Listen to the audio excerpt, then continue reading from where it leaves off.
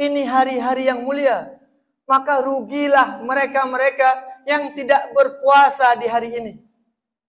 Rugilah mereka yang tidak mengikuti jalannya Nabi Muhammad sallallahu alaihi wasallam. Karena kata Nabi, siapa yang berpuasa hari ini akan Allah berikan pahala puasa 1 tahun.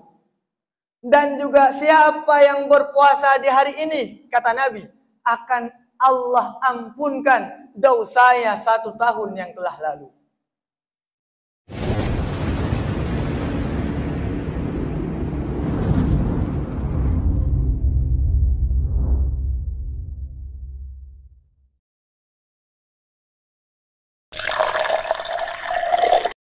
Alhamdulillah.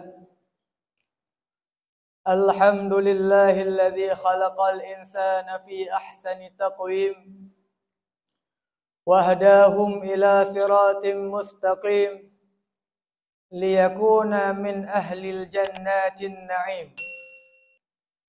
Ashhadu an la ilaha illallah wahdahu la syarika lah. وأشهد أن سيدنا محمدا عبده ورسوله لا نبي بعده.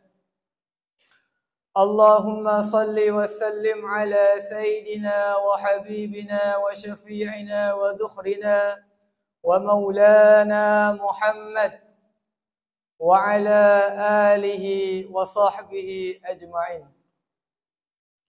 أما بعد، قال الله تعالى في القرآن الكريم: أعوذ بالله من الشيطان الرجيم، بسم الله الرحمن الرحيم. وإذ نجيناكم من آل فرعون يسومونكم سوء العذاب يذبحون أبناءكم ويستحيون نساءكم وفي ذلكم بلاء من ربكم عظيم. صدق الله العظيم. Yang pertama-tama, marilah kita memuja dan memuji Allah Subhanahu wa ta'ala, yang mana dengan kudrah dan iradahnya lah kita dapat berkumpul di tempat yang mulia ini, di hari yang mulia ini, yang guna dan maksud yaitu untuk melaksanakan salat Jumat secara berjamaah di masjid yang kita cintai ini. Kemudian salah dan salam marilah kita sampaikan kepada Nabi besar Nabi Muhammad sallallahu alaihi wasallam dan kepada keluarga beliau dan sahabat-sahabatnya sekalian. Dan salah dan salam kita sampaikan kepada ulama mutaqaddimin dan ulama mutaakhirin dan ulama-ulama yang mu'tabar yang dirahmati oleh Allah.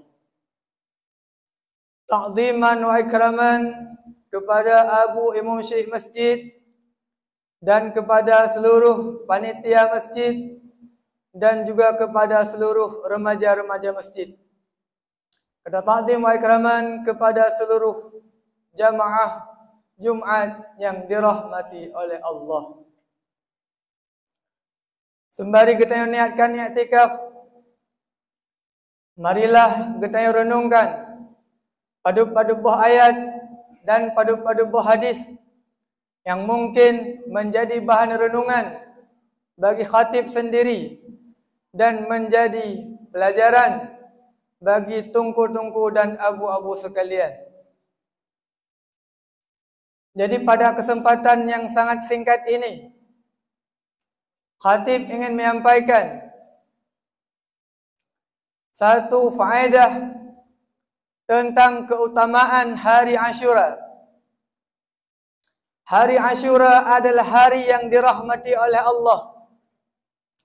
Salah satu daripada bulan haram yang Allah sampaikan melalui baginda Nabi besar Nabi Muhammad sallallahu alaihi wasallam, yang mana bulan Muharram ini termasuk dalam bulan-bulan yang Allah haramkan.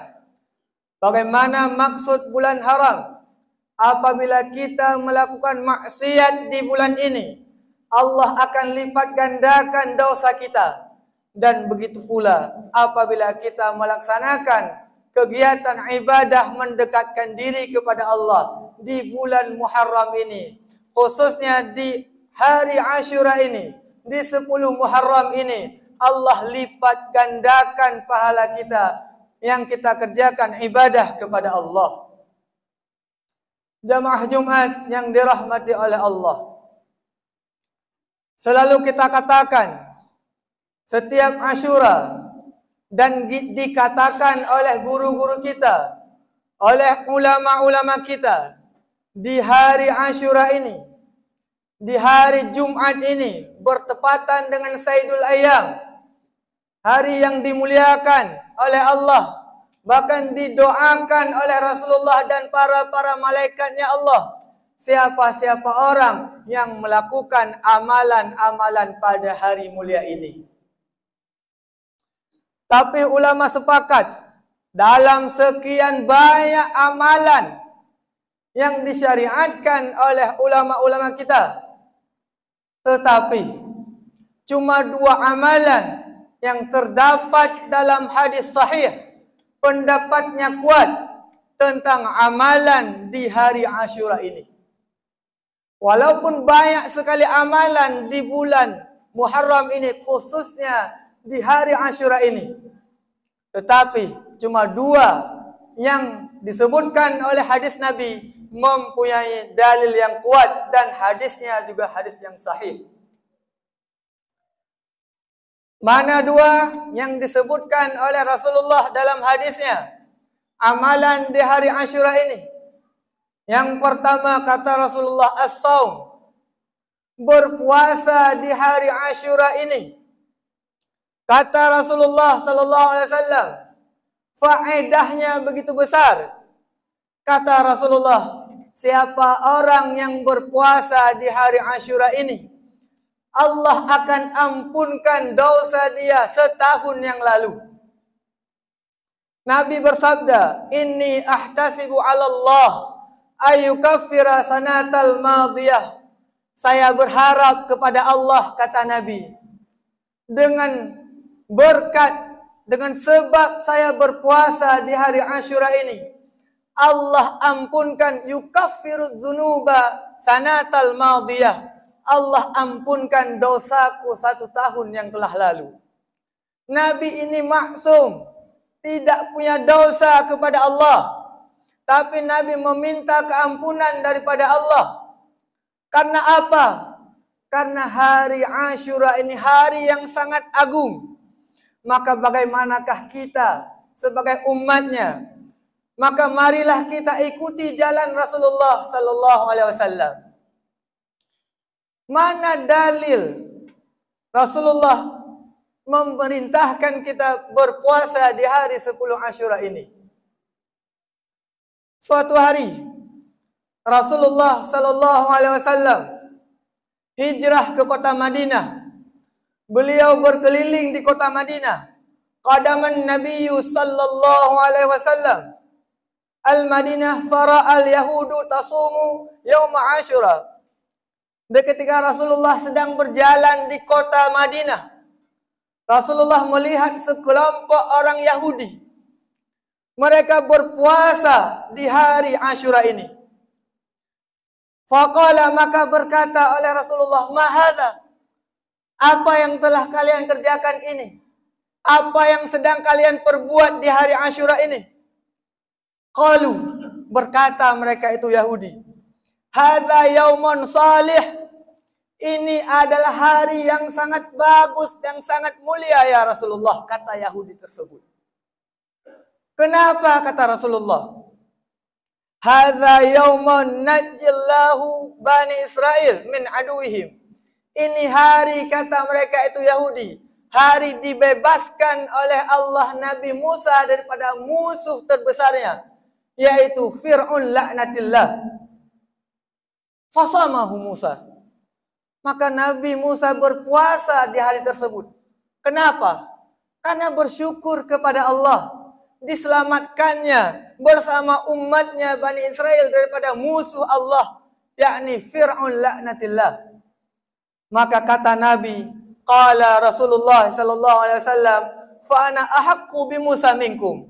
Kalau kalian berpuasa di 10 hari Asyura, maka saya Muhammad, kata Rasulullah, lebih berhak mengikuti Nabi Musa daripada kalian. Maka Rasulullah nekun bak sahabat, wahai sahabat lun, karena Nabi Musa ne puasa bak 10 orang Asyura, maka kita juga akan tak puasa bak orang tersebut, dipegah Rasulullah. Dan memerintahkan sahabatnya untuk berpuasa di hari tersebut. Kata Nabi dalam hadis yang lain, afdalus siyam ba'da Ramadan syahrullahi al-Muharram. Semulia-mulia, sebaik-baik puasa setelah puasa Ramadan adalah berpuasa kita di bulan Muharram ini. Khususnya di hari Asyura ini. Khususnya di hari Jumat ini. Kita mendapatkan berkah yang melimpah. Jatuhnya Asyura di Saidul Ayyam. Di hari, di malam yang mana tidak ada doa yang tidak dikabulkan oleh Allah. Ini hari-hari yang mulia. Maka rugilah mereka-mereka yang tidak berpuasa di hari ini. Rugilah mereka yang tidak mengikuti jalannya Nabi Muhammad sallallahu alaihi wasallam. Karena kata Nabi, siapa yang berpuasa hari ini akan Allah berikan pahala puasa 1 tahun. Dan juga siapa yang berpuasa di hari ini, kata Nabi, akan Allah ampunkan dosanya 1 tahun yang telah lalu. Maka kata Nabi di hadis yang lain, jikalau aku masih diberikan umur panjang oleh Allah Subhanahu wa ta'ala, maka aku akan berpuasa di hari yang berikutnya, kata Nabi. Kenapa? Karena biar tidak serupa ibadahnya kaum muslimin dengan kaum Yahudi.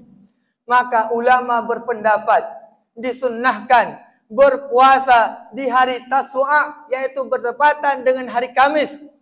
Kemudian dilanjutkan dengan Asyura. Dan kemudian lebih baik lagi apabila kita berpuasa di keesokan harinya di hari yang ke-11. Kenapa?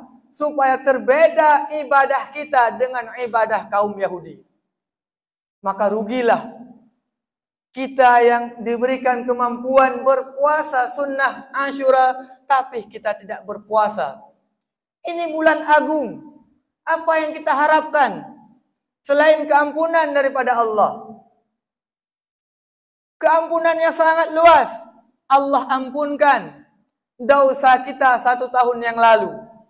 Dan ada ulama berpendapat, siapa yang berpuasa hari ini juga, apabila ibadah puasa kita ada yang luput di tahun-tahun yang lalu.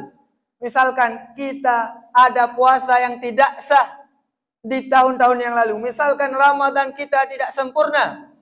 Maka apabila kita berpuasa di hari ini, semuanya akan ditempelkan oleh Allah Ta'ala kekurangannya. Maka beruntunglah kita-kita yang berpuasa di hari Asyura ini. Itu yang pertama. Berpuasa di hari Asyura ini merupakan hadis sahih. Pendapatnya pendapat yang kuat. Walaupun ibadah-ibadahnya sangat banyak. Tetapi walau kita kerjakan, itu tidak menjadi masalah walaupun hadisnya dhaif. Tetapi puasa ini hadisnya kuat. Hadisnya sahih. Hadisnya daripada Imam Bukhari. Maka tidak ada keraguan dalam kita mengamalkan puasa Asyura ini. Ma'asyiral muslimin, jamaah Jumat yang dirahmati oleh Allah. Kemudian, amalan yang kedua, kata Rasulullah, menurut ulama ini pendapat yang kuat, at-tawsi'ah 'alal iyal. Meluaskan rezeki kita bagi keluarga kita. Tak beri lebih rezeki ke anak, perumah, ke mak dan ibak uroyo. Maka so-so mantang yang mungkin golem tapu buat bunuh bengah. Maka wate Jumat endek muyo biasa. Tajuk peng teh ke perumah 50 ribu. Uroyo jok lah 100 ribu. Mio kebiasaan ni tajuk peng 20 ribu. Jok lah 50 ribu uroyo. Dan apabila kegetanya tungku-tungku, abu-abu yang nasantri, juga disunatkan memberikan nafkah kepada santri-santri kita, kepada murid-murid kita, supaya mereka bahagia di hari yang mulia ini. Amalkan perkara tersebut. Karena kata Rasulullah sallallahu alaihi wasallam, "Man wasa'a ala iyalihi fi yaumi Asyura, wasa'allahu fi sanati kullih." Siapa orang yang meluaskan rezeki di hari yang mulia ini, di hari yang Asyura ini, Allah akan limpahkan rahmat, limpahkan rezeki kepada orang tersebut setahun penuh. Sehari kita memerhatikan hari yang dimuliakan oleh Allah, tapi 1 tahun Allah gantikan kemuliaan untuk hari tersebut. Kita tidak mau mengambil hari tersebut, bodoh. Apabila kita sudah diberikan kesempatan, kali hari ini bila Allah Ta'ala kesempatan, hantatim. Yang getayo hana ilmu. Maka untuk mengetahui kelebihan-kelebihan tersebut, tak merno ilmu. Pakon hana ada bubut, karena hana ilmu. Nyo masa. Urang bet cukup ni tetap. Apalagi jamaahnya urang agam. Makanya wata ketakalan, wajar. Kenapa kita tidak bisa mengikuti sunnahnya Rasulullah? Kenapa sampai sekarang kita tidak bisa semaksimal mungkin mengikuti perintahnya Allah? Bahkan yang ada kita cuma melaksanakan larangannya Allah. Kita mencari murkanya Allah. Maka setahun penuh kita telah bermaksiat kepada Allah. Setahun penuh kita telah melakukan ibadah yang kurang maksimal. Maka hari ini Allah bukakan pintu rahmat, pintu rezeki, pintu maghfirah ya Allah. Maka amalkan seperti yang dianjurkan oleh Rasulullah sallallahu alaihi wasallam. Kenapa Rasulullah menyuruh kita demikian? Kenapa Rasulullah menyuruh kita berpuasa, menyuruh kita memberikan kelebihan rezeki kepada keluarga kita? Karena Rasulullah mengajar kita untuk selalu bersyukur kepada Allah Subhanahu wa taala di atas semua nikmat dan karunia yang telah Allah berikan kepada kita. Sebagaimana Nabi Musa berpuasa semenjak ratusan tahun yang lalu. Kenapa beliau berpuasa? Karena beliau bersyukur dibebaskan oleh Allah Ta'ala daripada Fir'aun. Kita juga wajib bersyukur. Karena Allah berikan sekalipun kita maksiat, Allah masih memberikan karunia, masih memberikan rezeki, masih memberikan hidup kepada kita sekalipun kita bermaksiat kepada Allah. Maka kita wajib bersyukur di hari ini, di hari yang mulia ini, sebagaimana nabi-nabi yang telah terdahulu bersyukur di atas kejadian ini. Karena tidak ada kemudaratan yang bisa kita atasi sendiri. Nabi Musa itu tidak akan sanggup menghindari azabnya Fir'aun, terkecuali kalau bukan karena izin Allah. Dan begitu juga kita. Kita hidup di zaman yang penuh fitnah ini. Nangro tayo tengah hana god. Tengah hana baik-baik saja. Nyan mandum. Pertanda Allah ingin menghancurkan kita. Maka menyokan karena doa kita kaum muslimin. Tidak akan ada yang mampu membinasakan, menghancurkan tipu daya mereka yang mementingkan diri sendiri. Maka berdoalah kepada Allah, kata Rasulullah sallallahu alaihi wasallam. Wajib bersyukur kita di hari ini. Ma'asyiral muslimin, sedang jamaah Jumat yang dirahmati oleh Allah. Dan di hari Asyura ini, Rasulullah mewajibkan kita untuk berbahagia, untuk senang berbahagia bersama sanak saudara kita.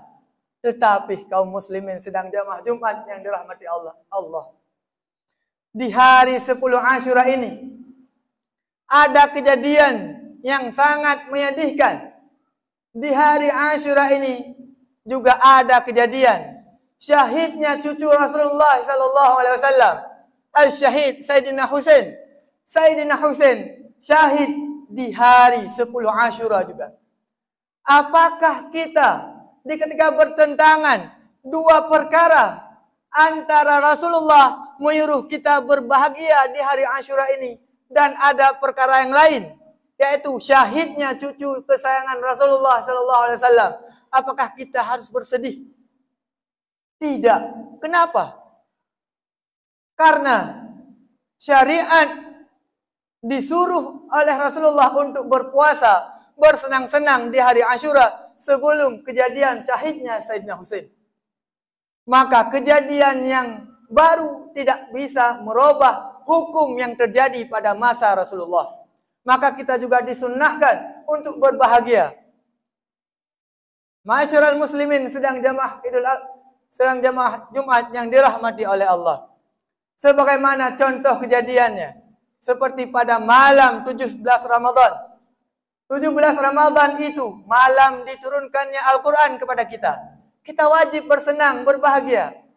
Di hari yang bertepatan dengan 17 Ramadan juga terjadi peristiwa sedih, yaitu wafatnya Sayyidina Ali bin Abi Thalib. Apakah kita juga bersedih? Tidak. Karena Rasulullah telah mendahulukan mensyariat kita dengan berbahagia kepada Allah dengan datangnya hari-hari yang mulia ini. Maka dengan demikian, jangan sia-siakanlah waktu kita. Apabila kita belum mengamalkan melebihi rezeki kita kepada istri kita, pulang ini berikanlah hak-hak mereka, senangkanlah hati-hati mereka. Dan juga ada amalan-amalan yang lain, walaupun hadisnya dhaif, tetapi bisa kita jadikan sebagai fadailul ibadah, kelebihan-kelebihan dalam kita beribadah, untuk kita lebih giat beribadah kepada Allah. Misalkan dikatakan oleh ulama, ini tidak bisa kita nisbahkan kepada Rasulullah karena hadisnya dhaif. Seperti disunnahkan di hari Ashura ini, kita disunnahkan untuk menziarahi orang saleh, menziarahi kubur, mengusap kepala anak yatim. Dan begitu banyak amalan-amalan yang ulama kita menganjurkan di hari Ashura ini. Asal, kenapa? Kata ulama, kalau amalan walaupun hadisnya dhaif tidak datang daripada Rasulullah SAW, kalau itu berupa ibadah, maka tidak apa-apa kita lakukan ibadah tersebut. Kalau ada kamu yona tunggu-tunggu yang pegah, yang tunggu hanadali, pegat bubur Ashura yang hanadali, yang hanapate, hanapayah pate, kadana tunggu-tunggu daripada getayo, yang war rejeo, ka pegah meyokan dari sunnah dengan hadis hanjit kubut, yang hanjit dapate hadayan. Memang Rasulullah hana netam dalam hadis, maka lakukan pekerjaan tersebut. Bersedekahlah di hari yang mulia ini. Apabila tamu sedekah ba'uro yang mulianya, Allah akan netanggung situn punuh rezeki kita. Maka lakukan. Woino untuk ziarah orang-orang saleh, ziarah orang-orang malim, apakah dia masih hidup ataupun sudah mati, sudah wafat. Ziarahi mereka. Kunjungi orang sakit. Sedekahlah kepada anak yatim, fakir miskin, supaya kita mendapatkan kasih sayang Allah Subhanahu wa taala. Maka daripada itu, kita cak kesimpulan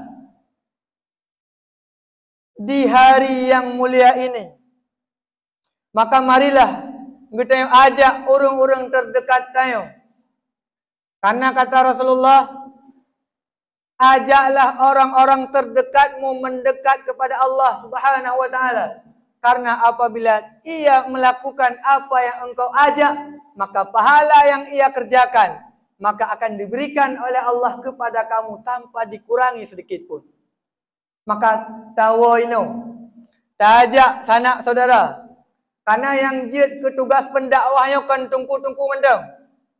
Tetapi kita yang mandum, yang aduhnan pemimpin, walaupun pemimpin dalam rumah tangga, pemimpin dalam rumah igula, pemimpin dalam pemerintahan, mereka semua itu mempunyai tugas dakwah.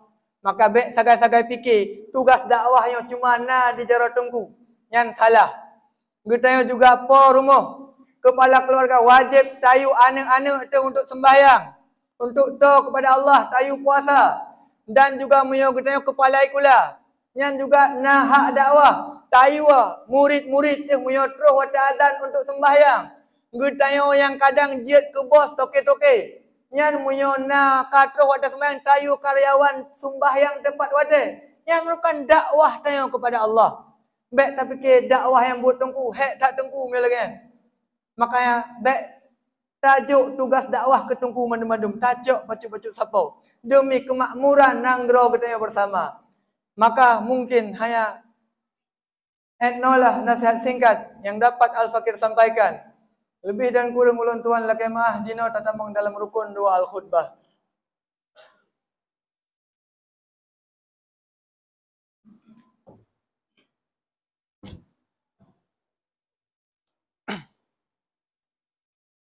Alhamdulillah. Alhamdulillahi Rabbil Alamin. Allahumma salli ala Sayyidina Muhammad wa ala alihi wa sahbihi ajma'in. Ashhadu an la ilaha illallah wahdahu la sharika lah. وأشهد أن سيدنا محمدا عبده ورسوله لا نبي بعده أما بعد فيا عباد الله اتقوا الله حق تقاته ولا تموتن إلا وأنتم مسلمون أعوذ بالله من الشيطان الرجيم بسم الله الرحمن الرحيم قل هو الله أحد الله الصمد لم يلد ولم يولد ولم يكن له كفوا أحد صدق الله العظيم.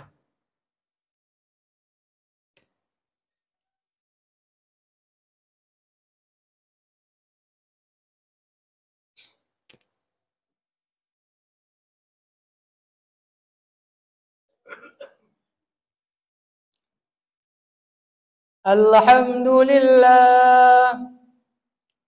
Alhamdulillah alladhi hadana lihadha wa ma kunna linahtadiya laula an hadana Allah. Ashhadu an la ilaha illallah wahdahu la sharika lah. Wa ashhadu anna sayyidana Muhammadan abduhu wa rasuluhu la nabiyya ba'dah. اللهم صل على سيدنا محمد وعلى آله وصحبه أجمعين. أما بعد فيا عباد الله اتقوا الله حق تقاته ولا تموتن إلا وأنتم مسلمون. بسم الله الرحمن الرحيم. وإذ نجيناكم من آل فرعون يسومونكم سوء العذاب يذبحون أبناءكم ويستحيون نساءكم وفي ذلكم بلاء من ربكم عظيم. اللهم اغفر لنا، اللهم اغفر للمسلمين والمسلمات والمؤمنين والمؤمنات برحمتك يا أرحم الراحمين. اللهم ربنا ظلمنا أنفسنا وإن لم تغفر لنا وترحمنا لنكونن من الخاسرين. اللهم ربنا آتنا في الدنيا حسنة وفي الآخرة حسنة وقنا عذاب النار ولذكر الله أكبر والله يعلم ما